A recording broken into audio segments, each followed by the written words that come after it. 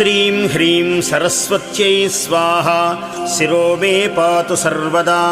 श्रीं वाग्देवतायै स्वाहा फालं मे सर्वदावतु ॐ ह्रीं सरस्वत्यै स्वाहा इति श्रोत्रे पातु निरन्तरम् ॐ श्रीं ह्रीं भगवत्यै स्वाहा नेत्रयुग्मं सदावतु ऐं ह्रीं वाग्वादिन्यै स्वाहा नासां मे सर्वदावतु ॐ ह्रीं विद्याधिष्ठातृदेव्यै स्वाहा चोष्ठं सदावतु ॐ ह्रीं ब्राह्म्यै स्वाहेति दन्तपङ्क्तिं सदावतु ऐं इत्येकाक्षरो मन्त्रो मम कण्ठं सदावतु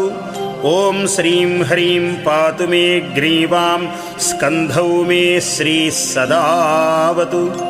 ॐ ह्रीं